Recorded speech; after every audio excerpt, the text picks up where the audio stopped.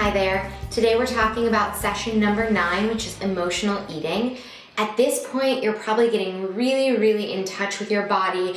You're learning when you're hungry, when you're full, starting to figure out what foods feel really good to you, and that's awesome. But there may also be moments where you notice that you just really want to eat or you're craving certain foods, and those moments are totally unrelated to actual hunger.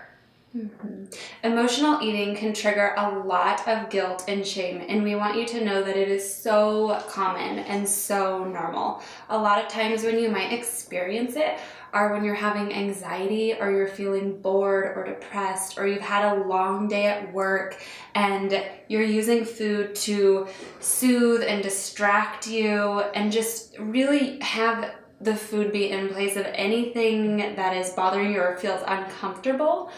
It also can be used when you're celebrating something or you're feeling really excited. So we want you to know that emotional eating really can happen when either you're feeling really high or really low. So those are both totally normal. So today we're going to take you through 3 steps for emotional eating to help you really understand what it is, what it feels like, why we experience it, and how to deal with it. So those 3 steps are practicing self-care to reduce your stress. Step number 2 is recognizing your triggers. And step number 3 is establishing these controls that help you to feel a little bit more safe. Step number 1 is to practice self-care to reduce stress. So overcoming emotional eating works in 2 different ways. The first is proactively, so that's before an emotional craving hits. And the second is retroactively, after you get the urge to eat emotionally. Self-care is a proactive step. So by managing your stress, getting adequate sleep, and really pampering yourself on a regular basis, you're going to automatically experience less desires to emotionally eat and therefore be equipped to really respond in a more positive way. Definitely. For stress reduction, rest is so important. We really want to encourage you all to prioritize sleep. That can look a little different for everyone, and obviously depending on the time in your life, maybe you have a newborn baby at home, so sleeping through the night really isn't an option for you. And we completely understand that. Everyone's different. Everyone has a different schedule, so we want you to make the most of whatever your current situation is.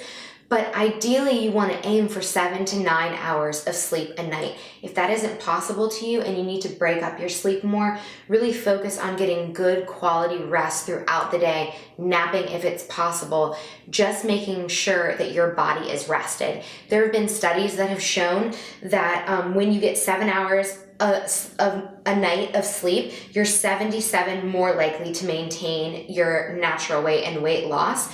And as your sleep reduces, the percentage of the likelihood of weight gain goes up. So the more sleep you get, the easier it is to maintain a healthy weight that feels really good on your body. To promote great sleep, you want to give yourself a bedtime and a wake time that stays pretty much the same.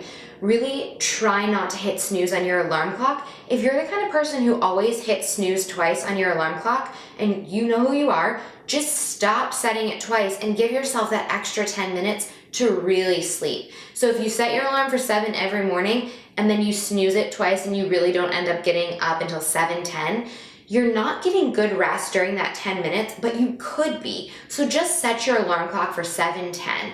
Put your phone or alarm clock away from your bed so you have to get physically out of bed to go and turn it off, and that will really help you to get up. Create a soothing nighttime routine to help you really get into that sleep zone. Maybe make a cup of tea, maybe you read a book in bed, put on cozy PJs, brush your teeth, wash your face. Whatever feels really good to you, just unwind and try and do that on a regular basis. I had to laugh when Sumi's talking about setting multiple alarms because my husband sets about 20 alarms every night and has me check all of my alarms to make sure they're set, and he would be totally fine with me sharing that. So we also want you to be taking part in fun activities that you enjoy that are bringing you just happiness and fulfillment on a regular basis. So this means dancing, going out with friends, having fun, going shopping, just kind of getting out of the house, doing things that make you happy and just naturally are reducing stress for you. Totally. And also breathe. This is the easiest, cheapest, most readily available stress reducing option that you have available to you. I don't mean the shallow breathing that most of us do on a regular basis, but if you've ever watched a little baby breathe, it's so incredible. Their bellies get really, really full and then they slowly deflate and the breath is just really slow and deep. And that's because they don't really have anything to stress about. I mean, being a baby would be like so easy and wonderful. So you want to breathe like a baby in those moments. Take a deep inhale through your nose for 8 or 10 seconds, hold it, release through your mouth for 8 or 10 seconds. Practice that a few times and you will feel your heart rate come down. You'll feel your stress reduce. You'll feel your mind clear. It's really powerful. And the last thing we want to talk to you about reducing your stress is your environment. So take a look around your house, your workspace, your desk, wherever it is, your kitchen that you spend the most time, and ask yourself if you feel really safe and comfortable there or if you're feeling really stressed out. So you might notice that there's certain places in your house or your home or places that you are constantly living and doing life basically that you feel more stressed. So ask yourself what it is about those spaces that are making you feel stressed. Is there clutter? Are there things that are undealt with? Maybe piles of mail that you've been avoiding or haven't looked through? Is there a lack of pictures, a lack of things that make you feel happy? Just take a look around and set aside a time where you can reorganize things, where you can set things up, decorate things, make your space somewhere that you're excited to be, and that is going to be sure to help you reduce stress and just feel comfortable in the place that you live. Step number 2 is recognizing your triggers. So if you've ever experienced a craving or you've ever taken part in emotional eating, you know that it's very real. It's really, really powerful. The things that cause you to emotionally eat or that cause you to have cravings typically come from 3 different places, and those are your triggers. So we want you to listen closely, and as we're talking through this, think about your own life and see if anything really pops up in your mind, if anything resonates with you. The first is an actual nutritional deficiency. So you may have a craving for something and it's resulting from something that your body truly needs. So you're craving red meat a lot and it turns out that you have an iron deficiency. So that's always something to consider. If you find yourself craving certain foods, it could be a nutritional deficiency. The second thing is your environment and mood. This is definitely where emotional eating springs up. So perhaps you're stressed, bored, whatever it might be, something about your environment, a stressful work meeting, or your mood, you just had a breakup, you're feeling really down. Those are extreme examples, but they can be much more subtle as well. Those things can cause us to have cravings, typically emotional cravings. And the last thing is habits and behaviors. So this would be where maybe your mom is a really incredible baker, and every time you go over to her house, she has a tray of fresh baked cookies out for you, and you go into her house and just reach for the cookie automatically. You don't check in with yourself. You don't say, am I hungry? Am I feeling like a cookie? What sounds good? It's just a habit that you've totally formed, and so you go through the motions. It happens a lot in work situations. So maybe every day at 3 o'clock, you and your coworkers walk to Starbucks, you get a coffee, you get a scone, you don't really think much about it. It's just a habit that you've formed through social interaction. Yeah, there's also these emotional triggers that we have. So when you're experiencing boredom, pain, anxiety, those kind of things will trigger you to eat, to really escape and help yourself to feel numb from those things. All of those feelings are really uncomfortable. So a lot of times our first instinct, our first reaction is to escape those feelings and get away from them and not have to deal with them. So food is a really easy thing to use for that. If you're feeling bored and you're home alone and you don't have plans and maybe all your friends are out doing something, it would be really easy to just think, oh, I'm just gonna go grab some food. That'll be fun. That'll entertain me. That'll get me through the night. until I have to go to bed, right? So again, this is where you really want to be checking in with yourself and asking, how do I want to feel? Right now I'm bored. If I eat this food, I might be having fun for a few minutes, but after I'm done, am I still going to be having fun? Am I going to be happy that I did that? A lot of the time, that is not what's going to make you happy, and food is only going to serve as a temporary relief from that trigger. So it's so much better. It is hard, but it's so much better to instead look at what's going on and deal with that instead. If you need a way to help you to figure out what is going on, ask yourself, okay, what is it that I would go and eat right now? Like as I'm thinking about going to get food. I know I'm not hungry. Let's say it's pizza. When I take a bite of that pizza, what feeling am I going to experience in the first bite? Am I going to feel like happy or excited? Like if it's chocolate, sometimes people are really looking for excitement, something really sweet and decadent to like spice up their night a little bit. Or wine might be the same thing. So just ask yourself what feeling you would get in the first few bites of that food. And that's probably the feeling that you could satisfy without food if you're not actually physically hungry. Step number 3 is establishing controls. So for every trigger that comes up, we're going to give you a control so that when you have a craving or an urge to eat emotionally, you know how to deal with that in a way that's really gentle, productive, and feels good to your body.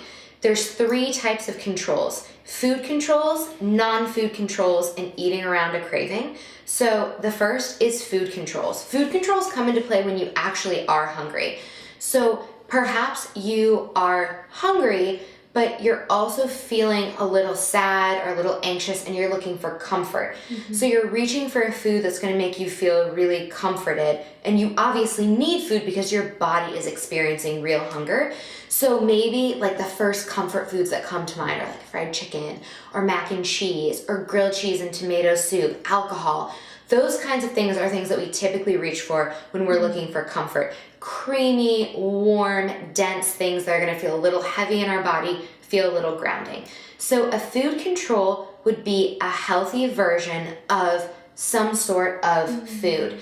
So it might look like, instead of going to your local diner that serves grilled cheese sandwiches that you know are ultra greasy, and while they might taste good in the moment, they kind of hurt your tummy afterwards, it might look like making a really amazing grilled cheese sandwich at home. So using like Ezekiel sprouted grain bread, grass-fed butter, really high quality, amazing cheese that you love, making that at home, pouring yourself a glass of really fabulous red wine, eating that grilled cheese, having that glass of wine, knowing that, you know, the red wine is organic, it has less sulfites, it's not going to give you a headache, knowing that that grilled cheese isn't full of partially hydrogenated oils that are going to give you a tummy ache the next day. So it's totally filling that emotional craving, but also giving your body that nutrient-dense food that it's desiring. So you're going to feel good emotionally, you're going to have really fulfilled that craving, but you're going to have done it in a way that's really healthy, nutrient-dense, and you're kind of killing 2 birds with 1 stone there. So the next one is non-food controls. So kind of similar to secondary food, which deals with food, and primary food, which deals with non-food sources of nourishment. Non-food controls are going to be used when you're not actually hungry, but like we just talked about before, when you're bored or anxious or stressed, and you try to fulfill or get rid of that uncomfortableness by using food. This is kind of the same concept. So non-food controls might be changing your environment. They might be just getting out of the house, finding a great book to read, something that excites you. A great non-food control can be taking a shower, or a bubble bath if you want to make it exciting. But a lot of times we're just looking to feel refreshed. We're just looking to get outside, like take a deep breath, like fresh air. Just really change your environment. Don't stay in the same situation that you're in that's making you crave food and think about food constantly when you're not hungry. Give yourself something that will actually leave you feeling good. And the final control that we're going to talk about is eating around a craving. Again, eating around a craving is similar to number one, where it comes into play when you actually are hungry.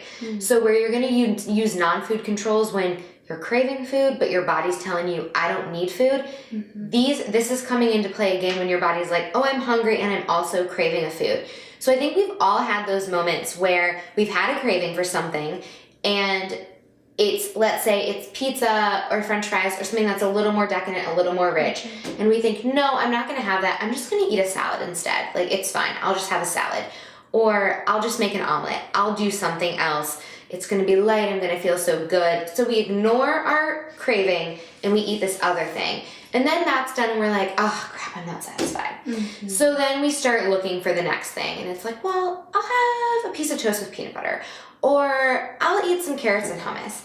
And then I'll have a handful of almonds. And now I'm eating the ice cream. And that is when you pick something that's not going to satisfy you because you're not really listening to your craving. So you end up trying to eat around the craving, and you end up actually eating more food, making yourself not feel satisfied, also usually feeling a little icky in your tummy because you've eaten too much. There's a lot of different food going on in there. And sometimes you even end up going to get the original food that you craved anyways and eating it at the end. If you feel like there's a time where no other food is going to satisfy you like the food that you're craving, like you really want that grilled cheese sandwich from the corner deli, and no Ezekiel bread and like organic raw cheddar is going to match that, then go get that grilled cheese sandwich, sit down with it, put it on a pretty plate, enjoy it, eat it slowly, turn on some music, do whatever, romance that grilled cheese sandwich. You just want to enjoy that, because the alternative is trying to eat around that craving, which is actually going to feel really, really icky. So try and get in touch with your body. Realize what you need. When you have a craving, do you need a food that's going to give you comfort? Do you need a food that's going to give you excitement because you actually are hungry and are having that craving? Or do you need something that's not actual food? Do you need something outside of that, more of a primary food? A bubble bath, a walk with a friend, going dancing, something else. Start to get in touch with what your body truly is craving, and then really work to give her that. And you might notice that if you're craving crunchier foods, that you're likely feeling anxious. Or angry. If you're craving creamier foods, then you might be feeling sad. You're craving a little bit of comfort. So start to also get in touch with what are those foods that you are craving, and what are those foods giving you, what are they telling you? It sounds a lot like this eating around a craving is avoiding your craving entirely. And then this first one that you talked about, food control, is looking at your craving and making a healthier version of it that tastes even better, that's higher quality. So you kind of get the best of both worlds. Absolutely. Okay, so I used to, before I was a health coach, consistently babysit and nanny, and I was a busy babysitter and nanny because I lived on my own and I had to pay all of my bills and make rent on my own. Being a babysitter, not making that much money unless I worked crazy amounts of hours. So I would be working like 72 hours a week with kids, going from family to family, like 5 different houses in a day sometimes. Families of 1 to families of 5 girls, which was so fun sometimes, but also so stressful sometimes. And I was always in someone else's house, and there was always lots of like kiddie fun foods that I didn't have in my own house. So I used to eat those foods emotionally whenever I was stressed out, and it was always to avoid whatever was going on. So maybe the kids were really upset or having a fit or having a really hard time going to bed, but I put them to bed and I was just waiting. I would like anxiously walk to the living room, like trying to calm down, and then the next thing I would think about was, oh, I should just like go get some food. That would be so much better than what I'm experiencing right now. And really not want to deal with how uncomfortable and stressed out I felt, when really I could have sat there, like taken really deep breaths, recognized that kids are not upset forever. It will go away. They'll eventually fall asleep. I don't need to be anxious. This is a completely normal situation. It's stressful to deal with, but it's nothing that I need to use food. If you think about it, food was really not going to help me at all, except for when I was eating it. And if the parents weren't coming home for another 5 hours, there's no way I was going to be able to eat for 5 hours straight to avoid the feeling and still feel good. So eventually I had to come to a place where I was no longer eating that food. I was instead bringing my own food that I loved to eat and bringing myself things that I would enjoy doing, like painting my nails or bringing my iPad so I could watch a funny show like Friends on Netflix, something that would allow me to kind of escape, but also pay attention to the way that I was feeling at the same time and not use food to take that discomfort away. When I was practicing as a corporate attorney, I always felt like, I'm dressing up in someone else's clothes. I never really felt like I was myself. When I went to law school, I never thought I would practice as an attorney. I thought I would do more policy work. And then I got this job and I took it. And in the beginning, it was challenging and fun. But when that sort of newness wore off, I was just stuck in a job that made me really, really unhappy.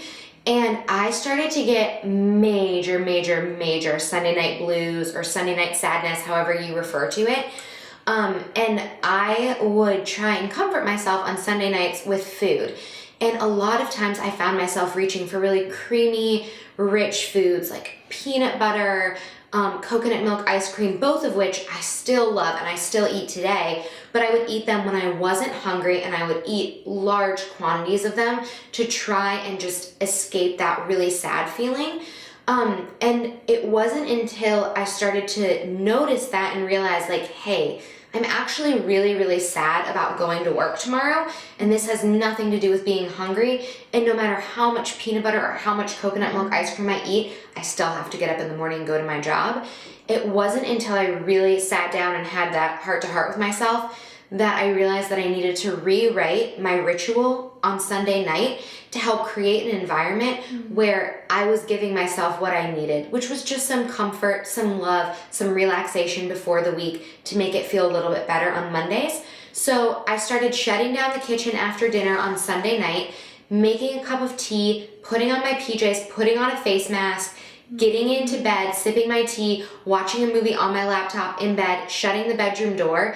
And I mean, this would happen at like 6:30 or 7 o'clock at night, and I would just hang out for the rest of the night in there in my safe space, being really comforted. And it worked a lot better than the food, because when I was using the food, it felt good in the moment, but then it would make me feel really icky afterwards. So it actually ended up doing damage. Whereas my new ritual, my Sunday night ritual, not only helped me feel good in the moment, but it also didn't make me feel crappy afterwards.